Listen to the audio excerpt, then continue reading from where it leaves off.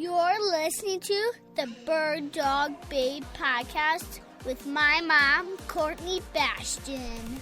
I think many new people purchase or maybe have bred a litter and they keep a boy and they think, I'm going to have the next man of the month. This cute boy is going to be the yin to every girl's yang. But in actuality, I think everyone thinks their dog is great. And we need to kind of get down to the nuts and bolts about what truly makes a dog great. What's going to have that dog stamp his mark on the next generation of your particular breed. Hey bird dog babes, my name is Courtney Bastian and I am obsessed with all things bird dogs. And I'm here with you to share the stories, experiences, knowledge, and opinions from the women and a few guys in the industry that are killing it.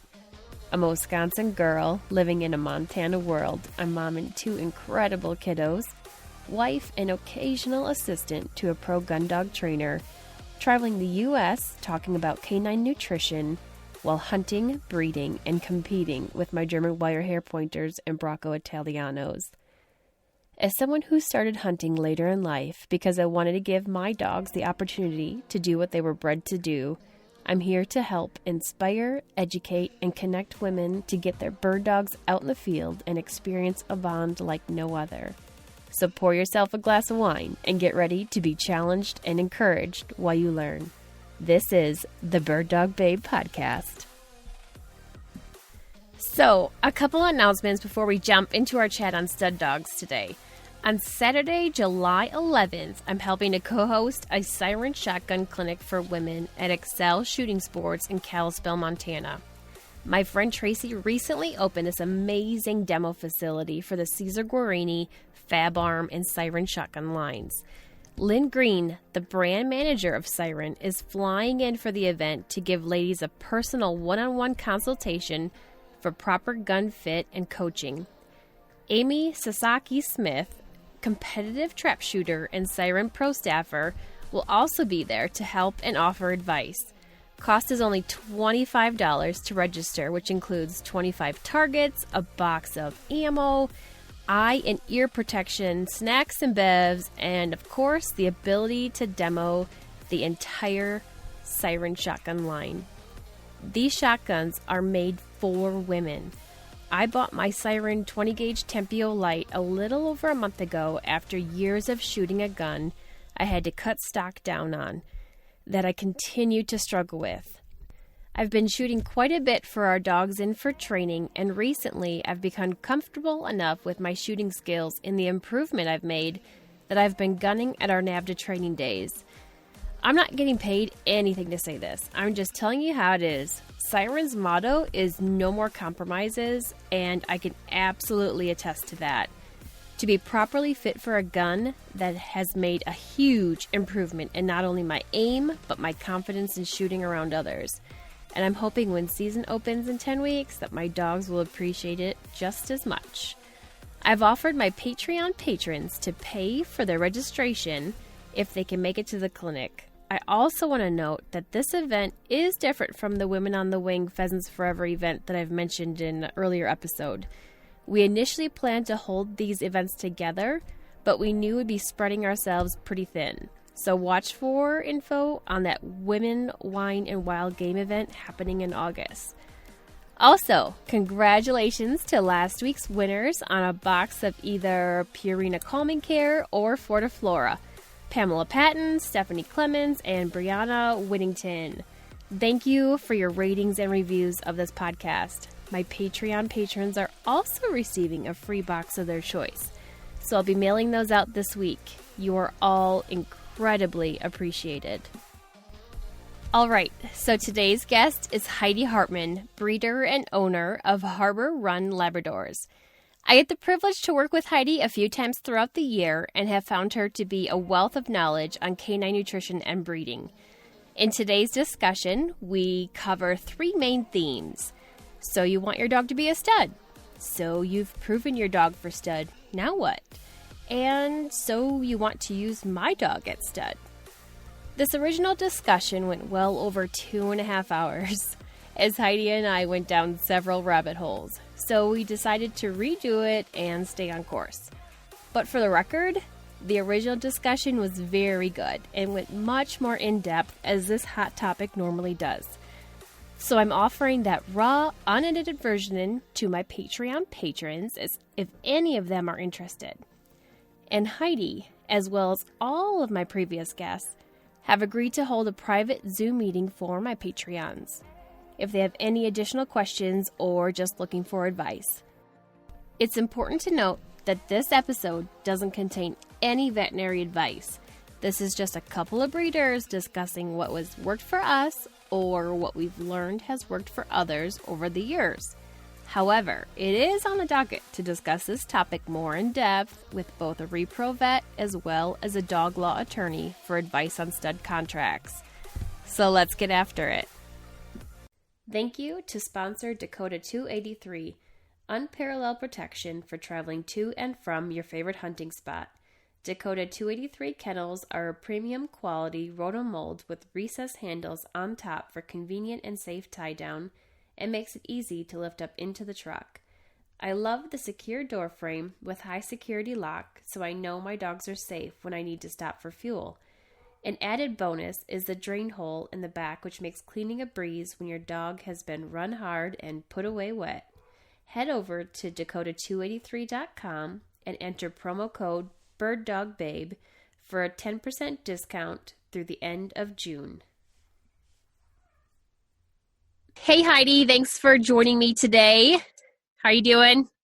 Good. Hi, Courtney. Thanks for having me talk dogs with you. I'm excited about this one because the stud dog talk is all over the place, and with you being a breeder of Labradors and Goldens, which are, they're probably statistically the most registered breeds with AKC? Labrador Retriever, most registered and popular breed for the last 28 years, they say. 28? Wow. Yes, that's what I found on the website. 20. I couldn't believe it. I just couldn't believe it. That's crazy. And Goldens. So that's another one that has to be up there. It does. Great family dogs. Right. And so in retrospect to my two breeds, the German Wire Hair Pointer and Bracco Italiano, I have a very different gene pool from the size of yours. And so that's a big reason why I wanted to have you on for this discussion. And working with you the past couple of years, it's just very evident that this is a very big topic for you that I feel that you're really well versed on. And when I hear you talking to other people and educating them, you just really have some amazing points that even though I worked in reproduction for years, I learned a lot off of you just from the discussions that you have. It's good takeaway. So I want my listeners to be able to get this education from you as well. So I really appreciate it. Well, you're welcome.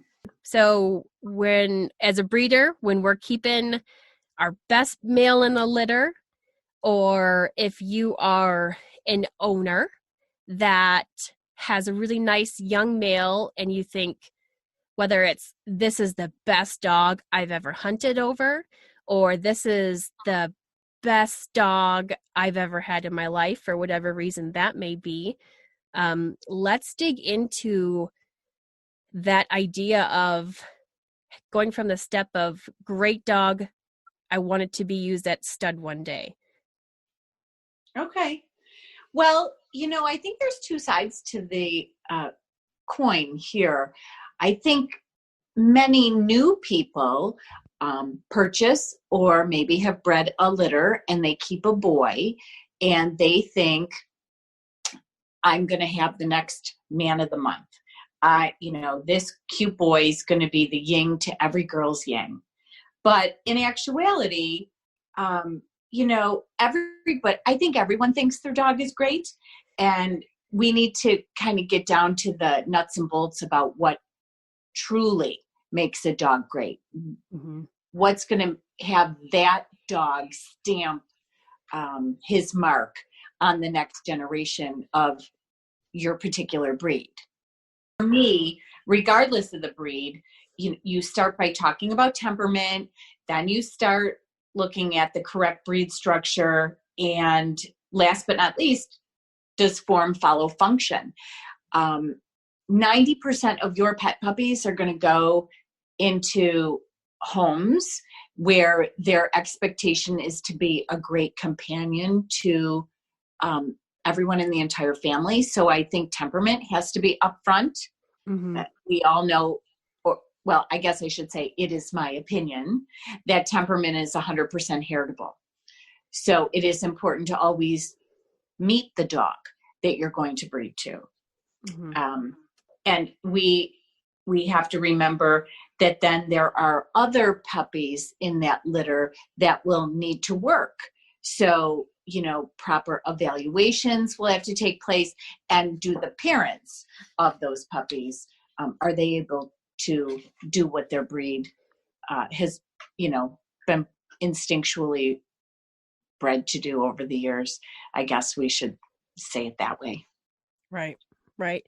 So, step one, breed standard. And that is, so let me just say, for an example, a German wire hair pointer. It is breed standard to have a correct coat. To be of correct type is to have correct coat. So there are German wire pointers that are considered what I would say we call slick, where they actually don't have any furnishings and look like German short hair pointers. So that is part of our breed standard of is that dog fitting what the dog is meant to be and look like. So Right. And with Labradors, we have a very long breed standard, and it is a little conflicting because we have so many Labradors to look at and choose from. We have Labradors that are a little slighter and maybe more fieldy looking, to the heavier boned, less leg, fuller dog that has been coined the conformation looking dog. But I think to break it down so that our listeners maybe have any breed, start them young, get them out there, show them, do performance work them in the field. You have to prove that. So it's not always just looking at them in a photo in one of the publications, but get your hands on them. And if you're proving them and you're working them in the field, then that some of that breed standard and breed type is there. And as far as functioning field-wise, of course, an easy way to do that is going to be to put a field title on the dog, whether it's just a junior hunter that shows that the dog is able to locate game. Labrador, I guess, flushing breeds versus the pointing breed. There's different ways of doing that in those different tests. A junior hunter would be 2 land retrieves, 2 water retrieves. And our parent club also recognizes the WC. But we do go right up through master. And what's really nice about our breed right now is that we are seeing champions in the show ring also become master hunters. So that's pretty cool for all of us to see that, yes, a showbred dog can work at the master level. Right. As it should be. It should be. Absolutely should be. Yeah. Something that Bill and I have done, except for our very first litter in 2007, is we have actually watched every single dog either compete in a field event, or we've personally hunted over them before we've made the decision to breed to the dog. Because pictures tell you one thing, titles tell you one thing, and actually seeing the dog in person and how they work is a completely different story in a lot of cases, is what we found. Let's talk about health testing as another important part of wanting your dog to be at stud, because I've gotten a lot of times I'll say, well, tell me about the health test your dog has. Oh, well, he was just at the vet last week and the vet said he was healthy. Okay, so that doesn't cut it. We know that. So explain Right. that to us, Heidi. Sure. So in our breed, Labradors, hips, elbows, heart, and eyes, and some genetic DNA testing all falls into our breed club recommendations. They should absolutely be done by someone trained in that field. Eyes would be a boarded ophthalmologist. Hearts should be done by a cardiologist, and hips and elbows. That's a very important part of being able to work. They need to be sound, and I would think you would want to ask other breeders, your local veterinarian, and ask who would be trained in doing that. We all know x-rays can go sour if someone doesn't know proper position. So not just anybody can do these tests. The genetic testing component can be done in your own home. Cheek swab, very fast and easy. Just my opinion. I like Paw Print Genetics. They have many panels for many breeds. You can go online, type in your breed, and it will show you all the genetic testing available for that specific breed. And once they pass those, what your breed has deemed required would then get you a chick number. Mm-hmm.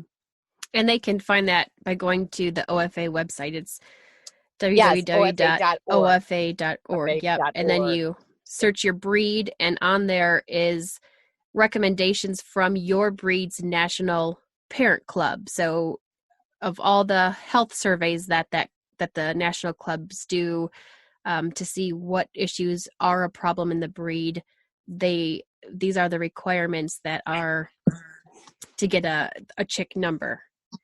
A chick number. The other thing is they have a calendar of local clinics. You can type in your zip code. You can find clinics. They're often at reduced rates. Sometimes health testing can cost you up to $2,000 by the time you're done meeting all of those things. So when you can save $1, support a club by going to their clinic, that I would recommend that also. Mm-hmm. The other thing is, a stud dog owner, when bitches come to you, utilize that website, type in their AKC number, look to see that they've met all the requirements that you want them to meet as the stud owner. Mm-hmm. And with the chick number as well, getting a chick doesn't mean that a dog has all normal results. So they can still be dysplastic. They can still have bad elbows. A chick number simply means that the dog has completed all of the health testing recommended by the parent club. Correct. And truly, if you're going to stand a dog at stud in a popular breed, you're going to need your dog to pass all of those things. In rarer breeds, I can see there's probably some wiggle room with what you find acceptable to continue breeding. But in a Labrador or a Golden Retriever, when you have a whole lot to pick from, you need to have them pass all of those. Stud dogs have to jump through a lot of hoops before they make their first puppy. Right. And you do have the option when you're filling out the paperwork for OFA health testing, there is a checkbox that says if the results are abnormal, to give them permission to still have them published publicly. And I tell all my owners, and we do as well, mark that box before you even go to the vet clinic and make them public, because it's going to only help your breed to know what is lying in those pedigrees in your gene pool.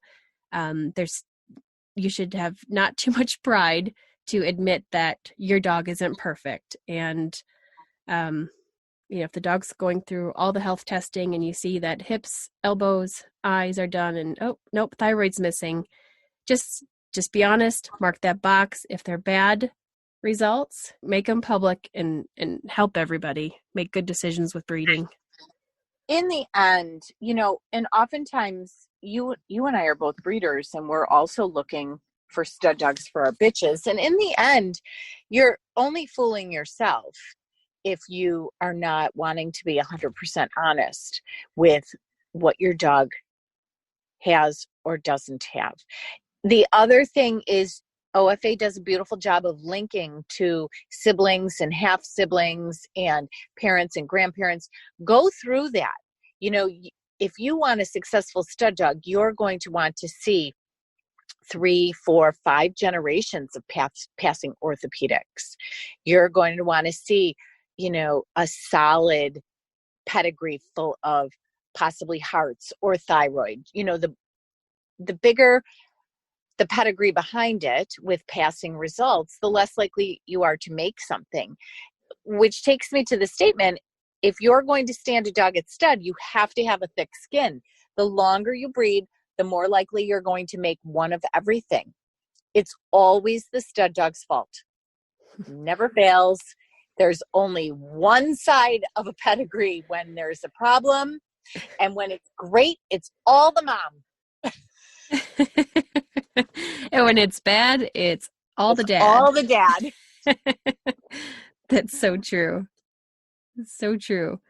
Okay, so besides the breed standard, the proven working, and the health testing, what are some other considerations to keep in mind if we are looking for our dog to be a prospective stud dog?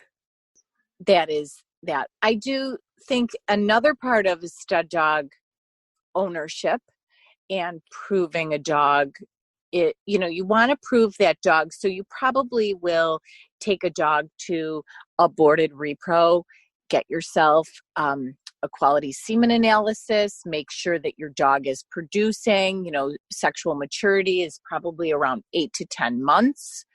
You want to make sure that you have your final clearances before they are actually bred to outside bitches. And, I always start with proving my dog with one of my own girls. I start there to make sure that, yes, indeed, he has quality semen and can get a girl pregnant. Mm-hmm. Semen analysis should be done by a boarded repro vet. That's something that you need a lot of skill, and they are, they can be inaccurate if not done by a person who's highly trained. Right.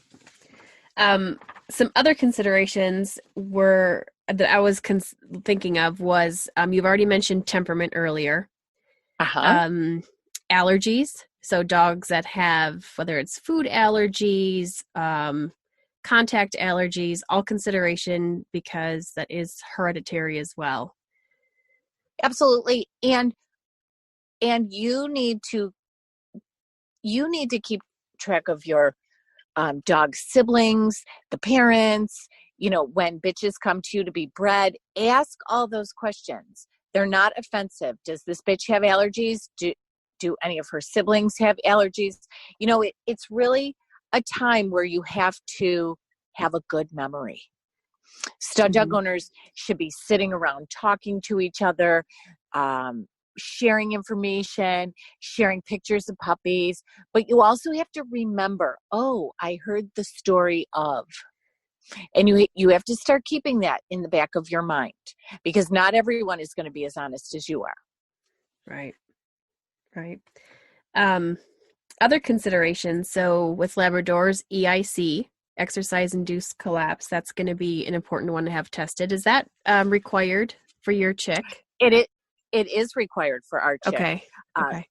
I think for a long time, our breed thought that it was possibly a seizure or heat stroke. Mm-hmm. We didn't have the ability to do a quick cheek swab. And the nice thing now is that you can have a carrier or even affected, and breeding appropriately, you will make puppies that never exhibit any signs of the disease. Mm-hmm. That's just basic 10th grade biology. But you need to learn those things. If you have never done something like that, ask questions. Paw Prints has a really great document to explain breeding carrier to carrier, carrier to clear, affected to clear, and what your results will be. So with the invention of these DNA tests and the more that we studied the canine genome, we've been able to keep a lot of dogs in the breeding program. Also, like there's coat furnishings tests, there's color tests. I say that so in wire hairs we have you can have dominant for furnishings, or you can have, which is big F, or if they're a carrier, you're of the slick, which is no coat. It looks like a short hair, even though it's a wire hair. That would be a big F, little f. And if you breed that to another big F, little f, you could get 25% of those slick coated wire hairs. So it's really easy. And we use VetGen for that lab. And it's $40, very easy to tell if your dog is a carrier of it or not, and a really easy way to not produce slick coated wire hairs. We have used VetGen in the past. I think Paw Prints just does it in a complete panel now, so you don't have to piecemeal all your DNA. You can just send in your 4 cheek swabs and they can run for everything. And in our breeds, we would do things, Labradors specifically, color code test. Mm-hmm. So if you're breeding a black and a yellow, what will you come up with? If you're breeding 2 blacks together, what can you come up with? And then we have long coat, we have EIC, we have a few other hereditary diseases, and we have progressive retinal atrophy, PRA, that plagued the breed for years. These older dogs would go blind, and we've finally been able to the company was Optogen, create a test so that we could breed them appropriately. Another consideration that I think some just don't understand, a lot like what I'm seeing on Facebook social groups, that they're saying, hey, my dog's at stud and who wants to use them? Or else, have you gotten emails where they say, I really like your female, you should breed her to my male? And come to find out that the dog is not even registered, or that it's on, maybe it's a limited registration. So that's just another basic 101, having a stud dog. Figure out if it's registered and in full registration where you can breed from it. Absolutely. And you're not always going to know everyone who wants to come to your dog. So that's when you have to be Sherlock Holmes and you have to do a little investigation. Ask for all those documents. Ask to see with your own eyes the health testing, the AKC form. Does that person have a contract with their breeder, if they're not the breeder themselves, that says cannot be bred without my consent? It's your job to make sure. And if they don't, you can't fault them for being in love with their girl and they just want a puppy from her and they just love their dog. Take the time to take a deep breath, educate them on what you're looking for. And if they have an open registration and the ability to breed it, maybe they are interested in going and getting all of the health testing done. Mm-hmm. And tell them, here's where you can go and here's what you can do, and then come back when she's passing. It doesn't mean that they're doing it wrong, but if you help guide them with how will you place your puppies and will you have, spay neuter contracts, just try to take that opportunity. Remember, you had to start somewhere too. Mm-hmm. So be patient and kind. Right. Okay. And in the end, your dog can always be busy that day. Can't get to the airport. Can't get to the vet for a collection. Can't go to FedEx. Already got a girl. Yeah. Don't be mean to people. You have to just understand they also love their dog as much as you love your boy. Right. So now you've proven your stud dog. What's next? Checking that he's got swimmers, right? He needs swimmers. He definitely needs swimmers. So head off to that repro. Take your girl with you. Maybe a friend has a bitchin' season, and you can, get a good collection. Again, remember, board certified repro. not just your local yokel, because you're going to definitely want to have, you're definitely going to want to have him be excited and get a good collection on him. And at that age, if you're getting the analysis done, you may as well just have them frozen right away, because You can. Yeah, If he has you good never semen know. that day, go with that. Right. And that's usually, for our boys, that's usually their birthday present when they turn 2.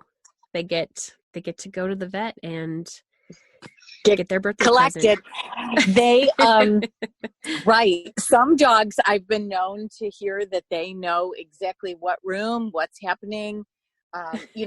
With my boys, when they're being trained, sometimes train them young, Mm-hmm.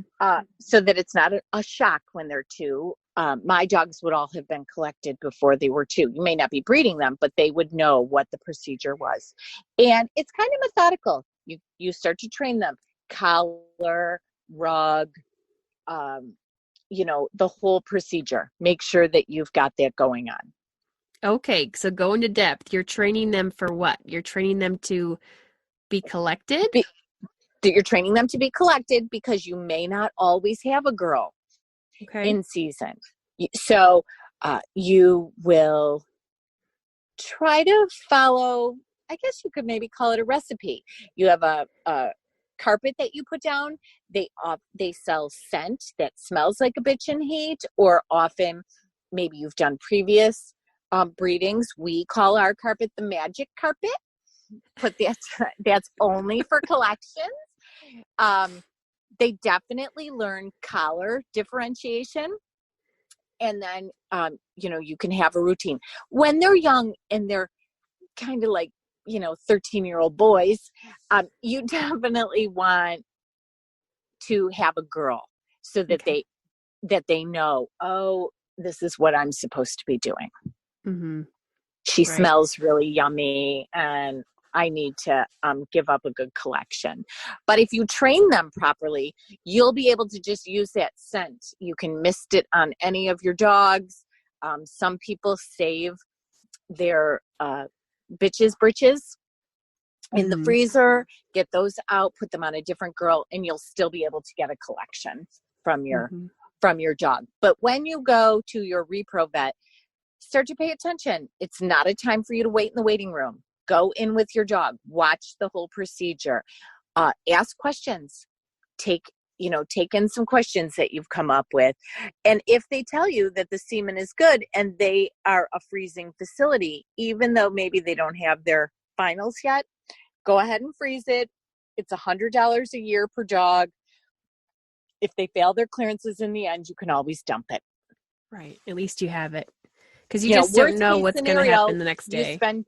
Worst case scenario, it's $100, because by the time the second birthday comes along, that's when, you're not going to be freezing before a year old. Right.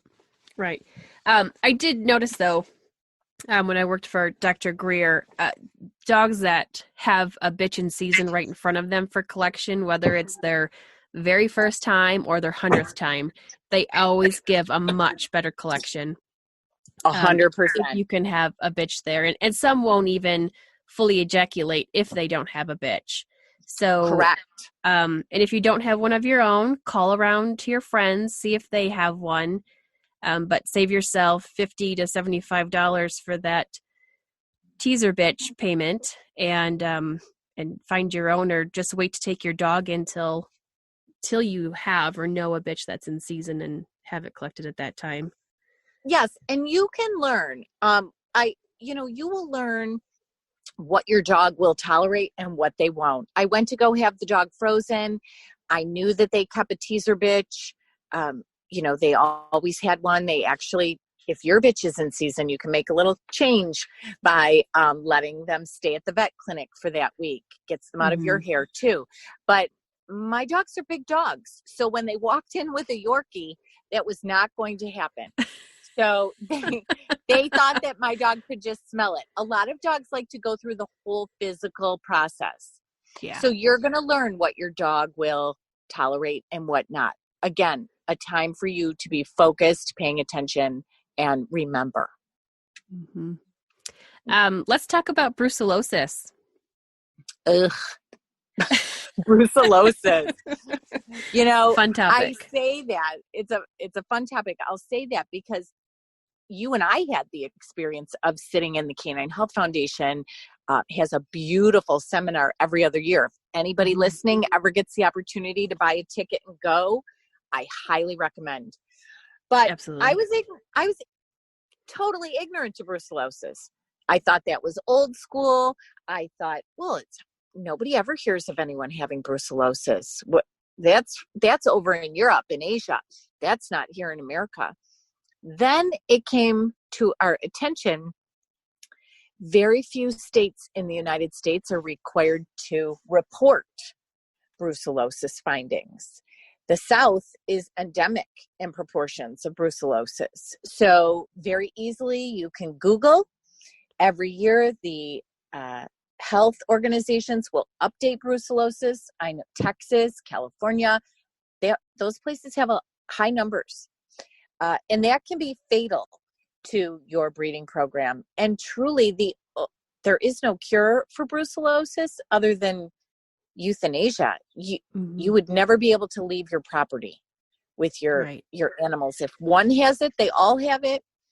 And it's through saliva, through urine, through reproductive processes.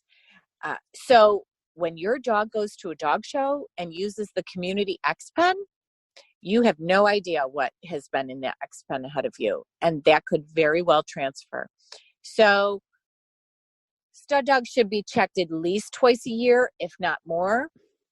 And you should require every bitch coming on your property to have a current negative brucellosis before she comes to your property. And I would say within, her first day of heat, she could have that. Right. And brucellosis also goes through the freezing process just fine. So if you're going to use frozen semen in 20 years and the dog had brucellosis when it was collected, it's still going to be there 20 years later. That's not going to kill it. Absolutely. When freezing semen with rarer breeds, you might be shipping that frozen semen anywhere around the world. So you will want to make sure that if you think you'll be shipping to places like Australia, New Zealand, where they do not have brucellosis or leptospirosis, you're going to want to make sure that all those titers are also done. And they can run, it's a simple blood test they can run on the day of collection. Mm-hmm. So let's talk about care and maintenance of your stud dog. So he's got swimmers and everything looks good. He can go through the freezing process. So what are some of the most important ways that we can keep our stud dogs healthy and fertile? Well, you want to make sure that they have great immune support. So start with a research-based lifetime study, all life stages food. I feed ProPlan Sport 30-20. Chicken is the most digestible. I alternate between chicken and salmon. I've fed it for quite a long time, and I also have had the great opportunity to be able to work for Purina. There are 3 others in the country that are also research-based lifetime studies, so you're definitely going to want to stick with one of those foods. High protein, something with a great amino acid and vitamins and minerals. The best source of amino acids you can feed a mammal is corn gluten. So as long as your dog does not have a true food allergy to gluten, I would be feeding something that was very well-rounded. Dogs are, omnivores. They're eating, chicken is the highest digestible, but some type of great protein source. I also feel that you can supplement. So, you can do any kind of supplementation from the use of Fortiflora, which is immune boosting. It increases absorption. So, that dog is going to be utilizing every vitamin and mineral that he possibly can. And there are some others. A great research-based food is not going to need you to supplement, but if you choose to, supplements like I'm a Stud or there's a Oxystud, I think it's called. They have found the green lipid mussel to be very good for sperm production. I've heard zinc as well. So a zinc as well. supplement. Yes. Mm-hmm. I use I'm a Stud. Okay. By Nature's Pharmacy. But again, I'm not a professional. I just have asked other successful stud dog owners, what do they do? What do they use? And again, utilize your friends, utilize the dog shows, sit with the people. First and foremost, just listen. But if you have the opportunity to have a respectful relationship with a longtime breeder, when they're done watching, then maybe say, hey, if you have 5 minutes, can I ask you, what do you do with your stud dog? And start to put together a little repertoire of things you think you'd like to try. Okay. So would you supplement if you started seeing the semen count or the morphology go bad? Or yours personally, would you put them on that just as a young stud dog that's being used often? A dog that's being used often can only benefit from that. Okay. And when I say often, 2 or 3 times a week. Oh, a dog my. that's just being used Yeah, once that's a way month. different from our breeds. Absolutely. Gosh. It would not be uncommon for my dog to have 4 girlfriends in a week. Really? Wow. Yeah, So, and like we've limited our stud dog. He's kind of a hot guy in the market right now, and we think like limiting him to 6 is cutting way back. 6 in a year. So that gives you an idea of our gene pool. Yes, but I would say you probably could be a little more open-minded, Courtney, and maybe 1 a month might make everybody happy. Remember, if you have a good dog, think of the difference in our gene pools. How many litters per year do Labradors have? Well, right. And how many do German wire hair pointers have? Right. Highest registered breed for, I don't know, the last 28 years or something crazy on the website when I looked the other day when I knew we were going to do this talk. It's just crazy. Right. And I do think we come at it in a complementary way. We both come at it a little differently. But if your dog is going to be used frequently and you think maybe the count will be down, you might want to give him a little boost. If you start to see abnormalities, your morphology is not proper, that's the time to get in with the doctor. That's when you may need antibiotic. You may need to test for Lyme or Lichia, one of those autoimmunes. If you start to see a rapid decline, it's time to get into the doctor. Mm-hmm. Going back to what you mentioned earlier about the type of person that it takes to have a stud dog, I mean, you just opened my eyes really wide as far as the type of person in your breed. So 2 to 4 times a week, getting a dog to the vet clinic, shipping out semen, doing all the things. That is so much more than what I feel is my common sire at 6 a year. And that's a lot. that's a big awakening. It is a lot. And, I think the more your dog is used, you will learn. Labradors in general, 90% of the people are collecting their own dog. We've learned how to do extender. We've gone to seminars. We're packaging and shipping it ourselves. We can't provide a semen analysis, but we sure do know how to just look to make sure it's alive under the microscope and ship it off. I collect myself. I've learned how to utilize extenders. Maybe it's a great opportunity for a little more in-depth conversation we could have on that specifically. But it is a huge commitment. It is a family commitment. I remember getting a phone call at 4:30 saying, my bitch ovulated, can you ship semen for me for tomorrow?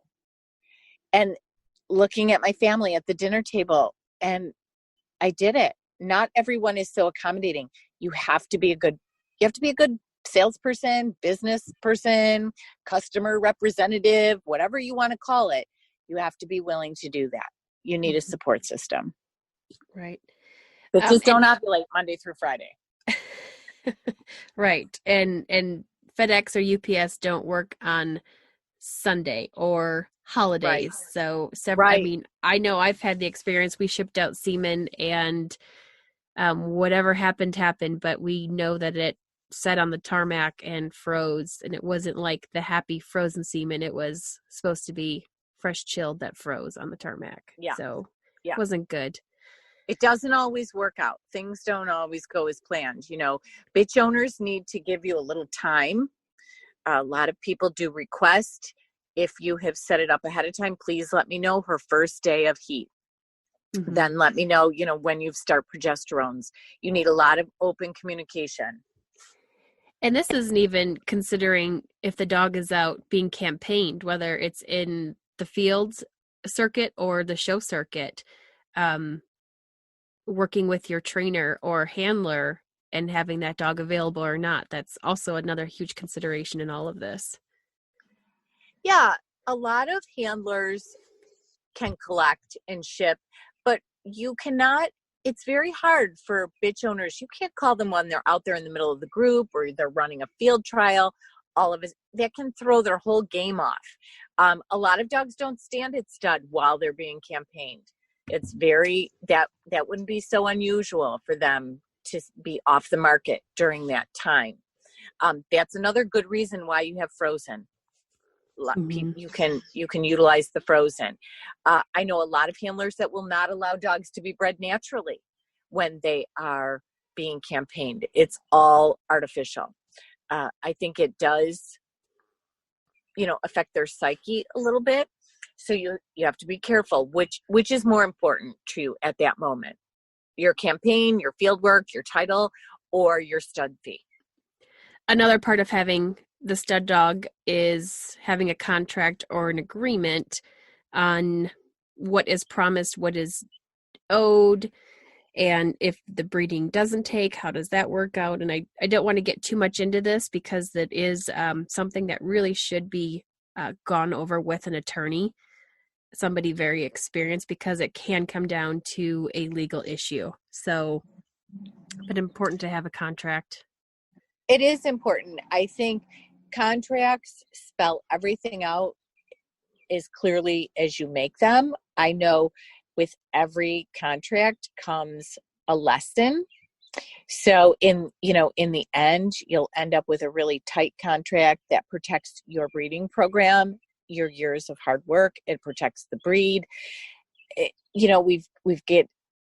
We have a whole generation of people who are very much into designer dogs. You need to protect yourself that way. But it's hard to find an attorney who understands dog law. There are great social media, Facebook pages that have, reports and notes about contracts and what do other people use.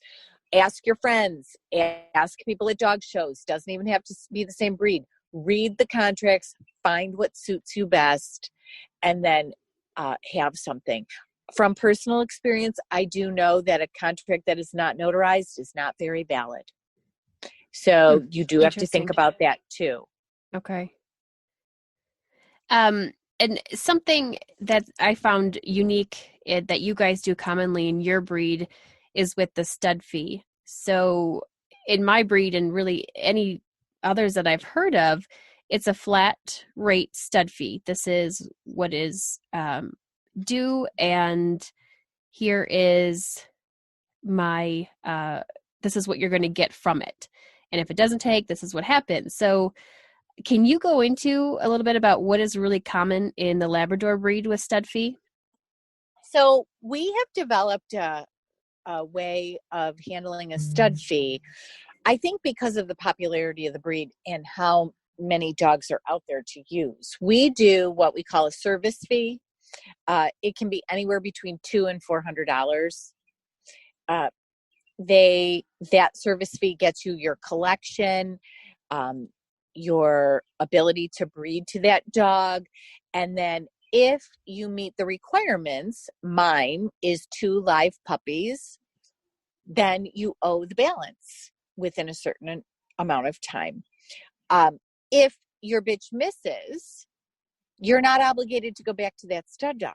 Say you end up hearing things about the dog, or you've changed your mind, or your bitch is too old and can't be bred, or that dog goes sterile. It's a small amount of money that you then get your semen shipped to you, or your breeding to take place. And then if something doesn't happen the way you want it to, you're not obligated anymore. And the stud dog owner is not obligated to go back to that bitch if they choose not to. It's a fee.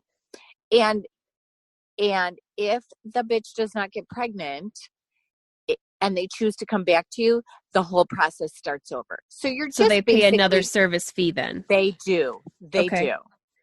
And then it's your time. You're getting paid for your time and the product. Right, because the stud owner is still going out of their way to do all the work, get you this right. And so you pay the service fee, and then is it a charge per puppy that's produced after that? Up to a certain amount, or how do you work that? I have heard of a few breeders doing that. It benefits the person who's only had 3 puppies, has to have a C-section and a stud fee. In the end, they're not making any money off their litter. But for me, it's just a flat rate. The stud fee total is $1,800. You had a $300 service fee. $1,500 is due after 2 live puppies. There are breeders that I'm hearing, it's getting a little more popular, that are doing $200 a puppy up to what your total stud fee would be. And that, the first thing that comes to my mind is, oh my gosh, what if that bitch owner wouldn't pay that remaining stud fee? But I guess your hold as the stud owner is, you don't have to sign your litter registration, of course, but you have a contract to back that up. That contract, states that they are obligated to pay within a certain amount of time. And very rarely does it happen, but it does happen. Okay. You may have to go to court. That's another thing you should have in your contract. Where would you go to court? If someone in California buys semen from a dog in Virginia, unless it states you can go to court in your town, it looks like you're getting on an airplane and going to California. So again, dog law, there are some good books out on dog law, and start talking to people around you. The other thing is, if you don't know who you're sending semen to, ask for references. What veterinarian do they use? Who's their breeder? Where did they come from? You might have to do a little detective work. You should always know something about that person on the other end. Mm-hmm. Have they done good business before? Yeah. Oh, this is her 3rd litter. Who else did you breed to? Find out if they paid timely. I like that. It's a new concept, and it really makes sense, though. It kind of goes through all the what ifs and if then. So pretty neat. It is. And another contractual thing is you always want to protect your own breeding program, and I would want a clause in there that talked about the puppies going out on limited registration other than the one you are keeping. I have in my stud contracts is because, we don't have a popular breed. So we put in there that you can use the dog if you are planning to keep one yourself. And you and I have had a discussion about this before, that you feel differently on that. So do you think that's because of popularity of breed, or do you have another opinion on it? I will share my opinion that you and I have had these conversations about, but as reputable, purposefully breeding animals, families deserve to have healthy pets. And I also believe that, and I do keep low numbers. So I have people emailing, especially now during COVID, all the time, wanting a quality, well-bred, heavily health tested lineage pets. If I kept something from every litter ever produced, I would not be spending the quality time with my animals that I should. I wouldn't have the money. I wouldn't have the time. And these people are coming, they are providing them good homes. Do I breed with the intention of keeping something? Absolutely. But I am to the point now where if it's not great and it's not going to do what I need it or want it to do to further generations and my pedigrees, it can be a fabulous, healthy pet for a family with a little kid sleeping in the bed, reading at bedtime stories. I want that for all my dogs. You know, a small percentage of the puppies I produce are actually show dogs. Right. Well, right. I agree. I think the best homes are for us is the ones that are going to go live in the house and get hunted. And those are the requirements. And we ask them to have the dog natural ability tested in the NAVDA organization because it tells us a lot about what we're producing. But I guess my issue with it and why I have it in stud contracts is it's happened in the past where someone used our dog, didn't keep anything, and then the very next cycle wanted to breed to him again. And when I asked why, because you didn't keep anything from the first one, so I didn't think you were happy with what it produced. And the answer was, well, everybody wants to have that color, the color that he was and that he produced. And I had a really hard time swallowing that. And it recently happened again where it was, I'm not interested in keeping anything, but I want to breed to your dog because everybody on my waiting list wants a dog of that color. It's very hard for me to swallow when we're more on a limited breed numbers and I'm only putting the dog at stud 6 times a year to allow it to go to somebody with the mentality of wanting to fill orders versus one that wants to breed to him because they want to improve their personal breeding program.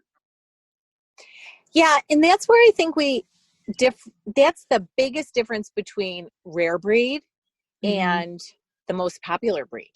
My breed, those are popular family dogs that people want nothing more than that dog to sleep in front of the fireplace, play with their children, and be a constant companion.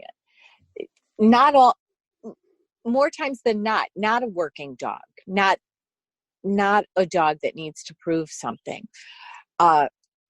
Again, lots to choose from stud dogs. So, take it as an honor when they come to you. Why do they want that? And it is hard to swallow in the beginning. We're excited about our dog. We think he's so handsome. We want his, dance card to be all filled up. And you do wonder, but in the end, did they go to healthy, responsible, fabulous homes that are going to love them for the rest of their life? That's truly it. I by no means am breeding haphazardly or breeding just to sell puppies. Not a professional breeder. But I do know that for my own energy and breeding program, I'm to the point now where I don't need to keep mediocre.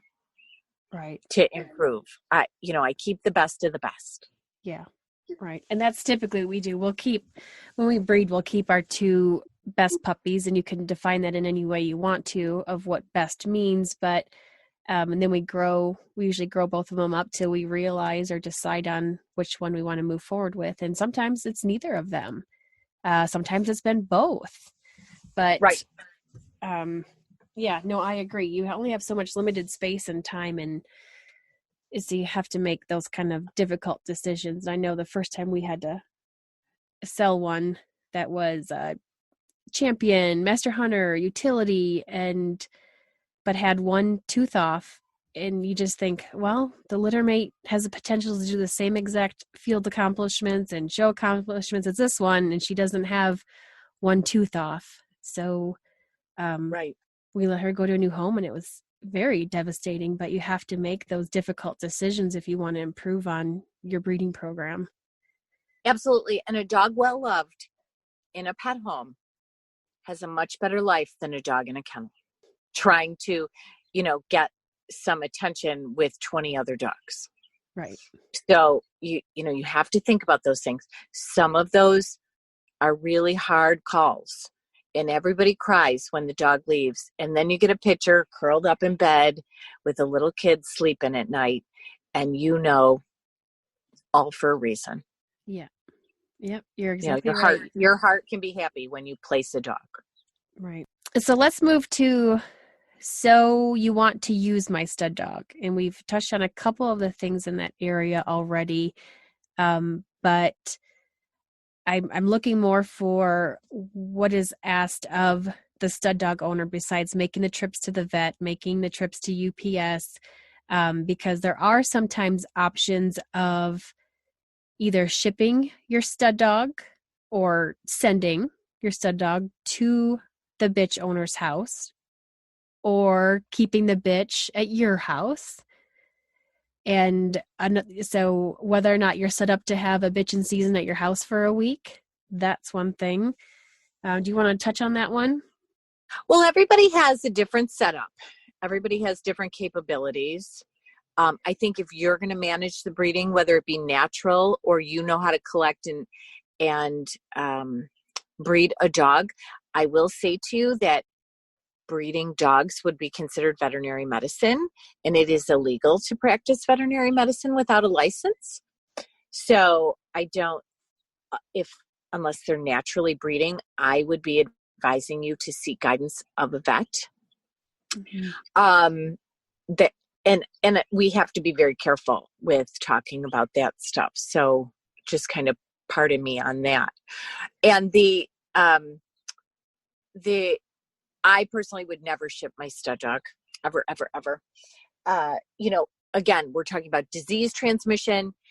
If you are shipping your dog, that means you're not meeting the bitch.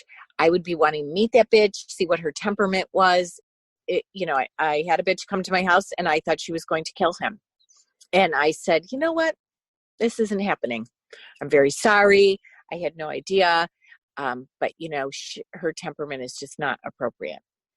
And that was with progesterone timing to know that she was ready to be bred? Correct. Correct. Okay. A bitch with proper timing, proper progesterones, and proper breed temperament should not be snarling and growling and lunging and biting. That just should not be happening. The reverse should be happening. She should be lovey and trying to get herself bred. So, I think it's very important to meet the other animal if you have the possibility to do that and the capabilities, because temperament is 100% heritable. And it's really strictly about control and disease prevention. Mm-hmm.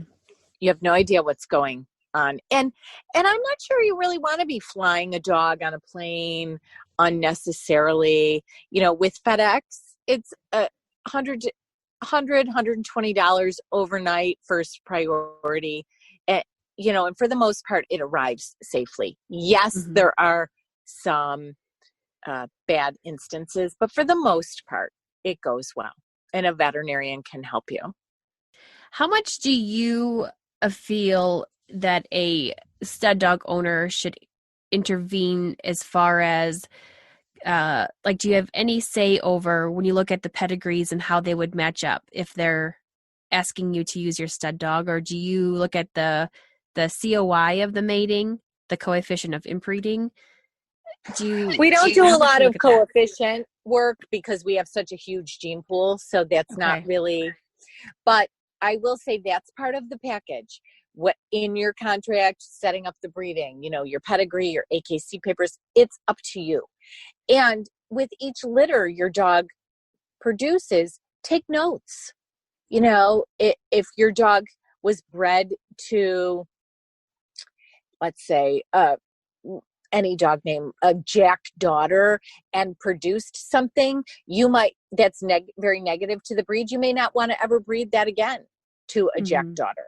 So, start to take notes, each litter registration, write down cleft palate, one testicle, bad bites,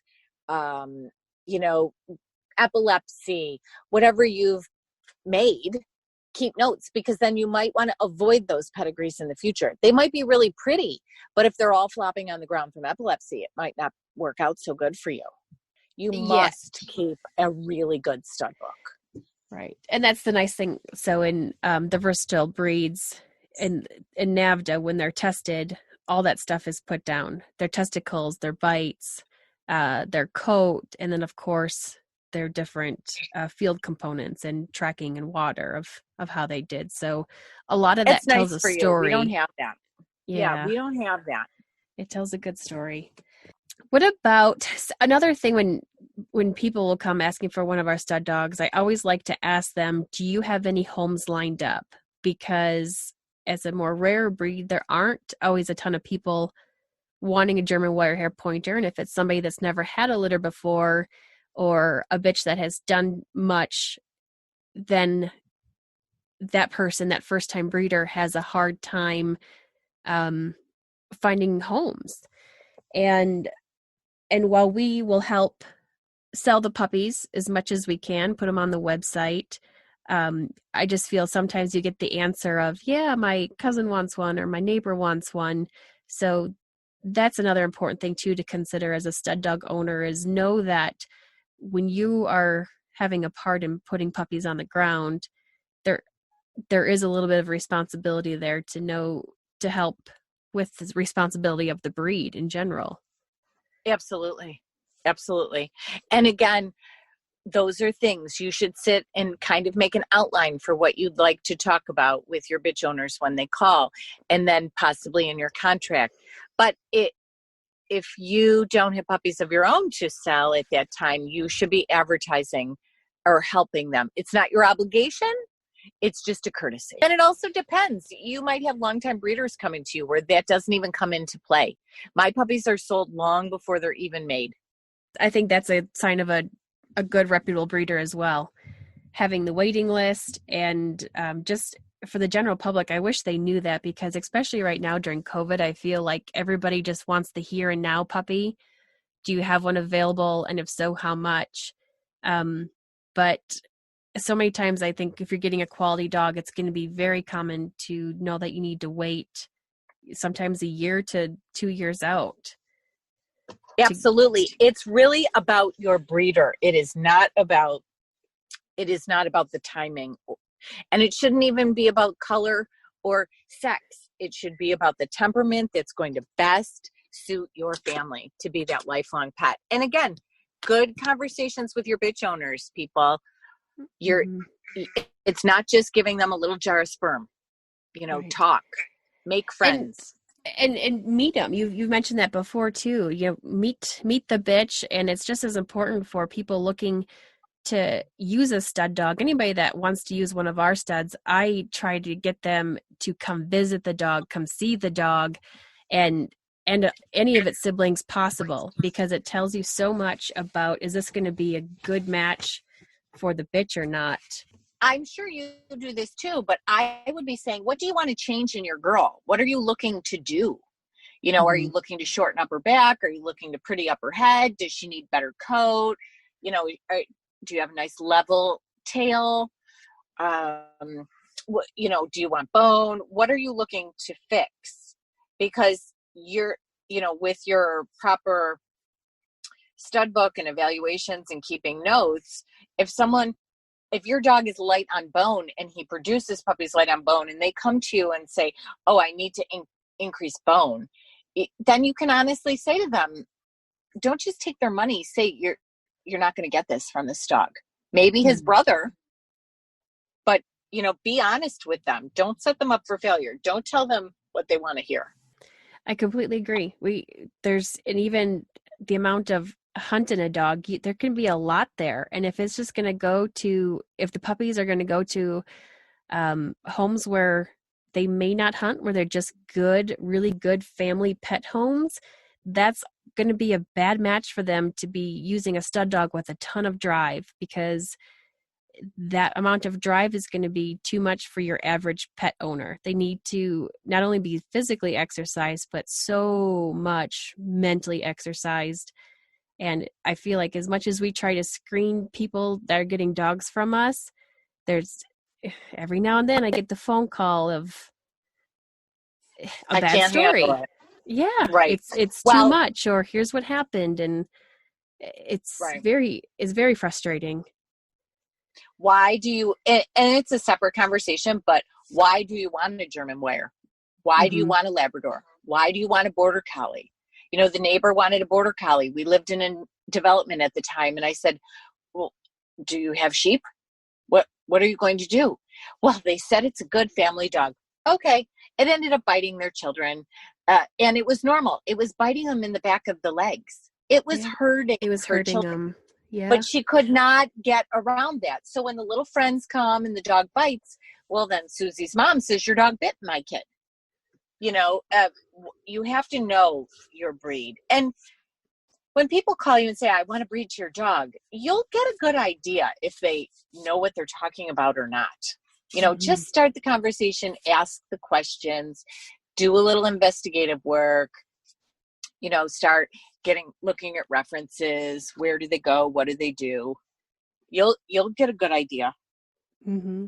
Heidi, what kind of advice can you give? So, somebody that may not necessarily have ever had any attention of their dog being at stud, and I say this because we've had a couple owners where their dogs have gone through the gamut. They've done all the health testing, all the field testing, all the show titles, and then all of a sudden they're getting the phone call, I want to use your dog at stud, and they don't have the setup for it. They really don't have the interest in it. And so a lot of times they'll revert it to me and say, can you do this? Can you deal with this? I really don't want to deal with the stud dog side of it. So what can you kind of give advice on how, for that type of person, how to go about it? You know, if you have no interest, if you have a beautiful stud dog, but you have no interest in doing the stud work, try to work with your breeder or a friend or someone who would want to stand them at stud. I've had the opportunity to stand some beautiful dogs at my home at stud. You can come up with a stud dog agreement. Maybe you split the money. You know, do you have a contract that is mutually agreed upon? But if you happen to be that person, my best advice to you all along while you're working your dog, proving your dog that, you know, the first 2 years of life, find a mentor, find a person with like doctrines who has patience, who will allow you to ask appropriate questions and give you truthful answers, and they will help guide you and steer you in the right direction. You have to listen with your ears, not with your mouth.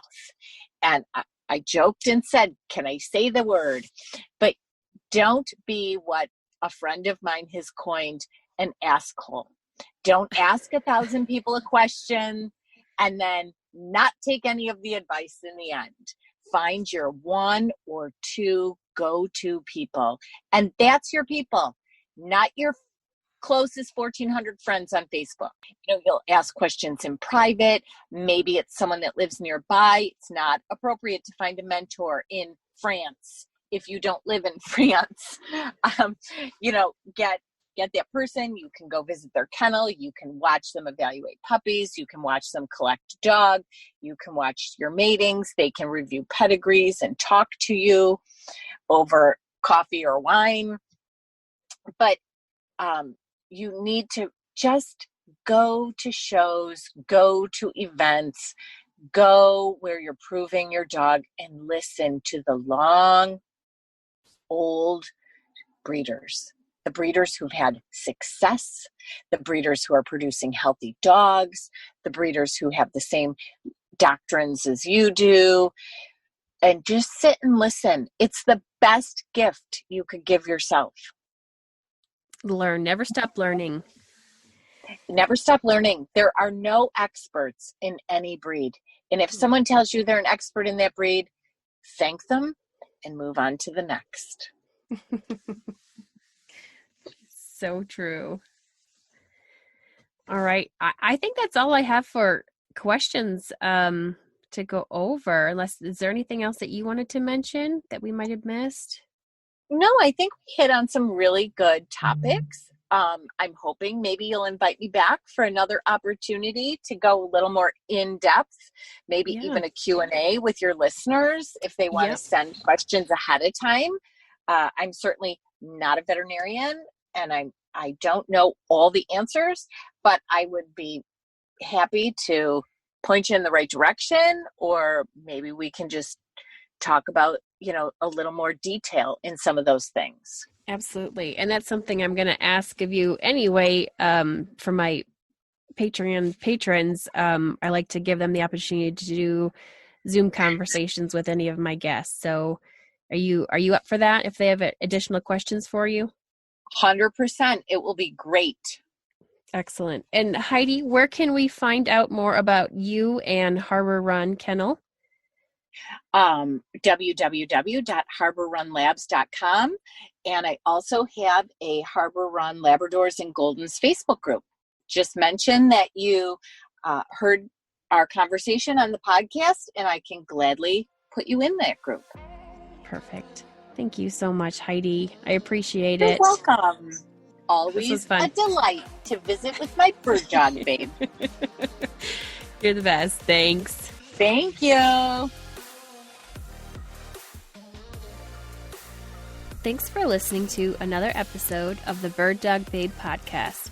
If you enjoyed this episode and learned something from the content, please share it with your friends. Please subscribe, rate, and review this podcast on whichever platform you're listening from. Check out the show notes for links to references from this episode, as well as info on how to connect through Facebook, Instagram, and YouTube. If you're loving this podcast and want to support the production and content, please consider becoming one of my Patreon patrons. Being a patron connects us more on a personal level, where I'm able to help answer questions and give advice. My husband William and I have bred, owned, and trained AKC Master Hunters, Field Champions, NAVDA VCs, and AKC Show Champions. We're excited to not only share what we've learned, but also listen from previous and future episode guests for additional content. Go to patreon.com/thebirddogbabe and $5 per month and you're in. And as always, 2% goes to conservation. Until next week, bird dog babes, keep them versatile.